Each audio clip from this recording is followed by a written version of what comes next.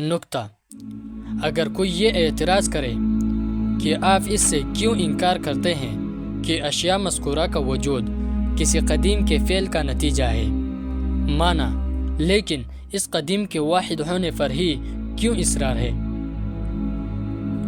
جواب: اس اعتراض کا جواب یہ ہے کہ ہم اپنے وجود کی طرف نگاہ ڈالتے ہیں تو ہمیں محیر العقول نظام اور مسلسل و متصل تدابیر و تصرفات نظر آتے ہیں، اور تخلیقی ڈھانچہ انتہائی کامل دکھائی دیتا ہے۔ لہٰذا اسی بنا پر ہم کہتے ہیں کہ اگر تدبیر و تصرف کرنے والے دو ہوں جیسا کہ قائل نے کہا، تو ان میں اتفاق ہوگا یا اختلاف؟ اگر اتفاق ہو تو در حقیقت یہ بالکل ایک ہی ہوگا اور دونوں کا معنی ہوگا۔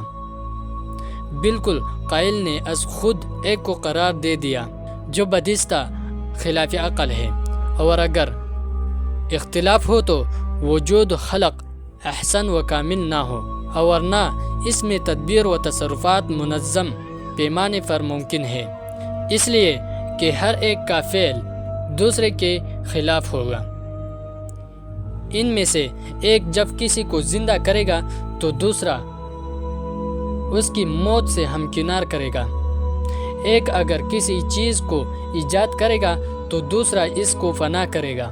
اس کشمکش میں یہ محال و ناممکن ہے کہ کسی شے کا وجود صحیح سالم ساتھ پایا جائے۔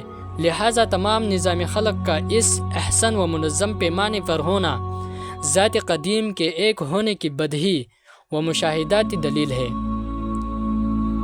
اس حقیقت کا اللہ تعالیٰ نے قرآن کریم میں بیان فرمایا۔ ترجمہ: اگر آسمان و زمین میں کوئی خدا ہوتے تو یہ دونوں تباہ و فنا ہو جاتے۔ بس اللہ تعالیٰ جو کہ رب عرش ہے ان تمام چیزوں سے پاک ہے جو کہ یہ مشرکین بیان کرتے ہیں۔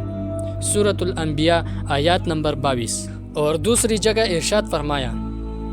ترجمہ: اللہ تعالیٰ نے کسی کو اپنی اولاد قرار نہیں دیا اور نہ اس کے ساتھ کوئی اور اللہ ہے۔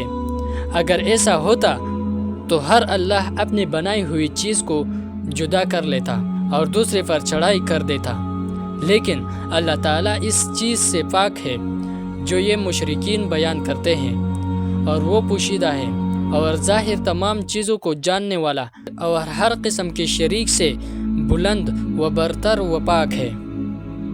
سورۃ المؤمنون آیات نمبر 91 تا 92۔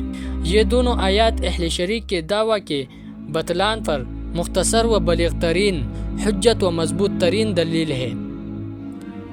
حاصل ان کا یہی ہے کہ اگر آسمان و زمین میں ما سوائے اللہ کے کوئی اللہ ہوتے تو ان میں اتفاق ہوتا یا اختلاف۔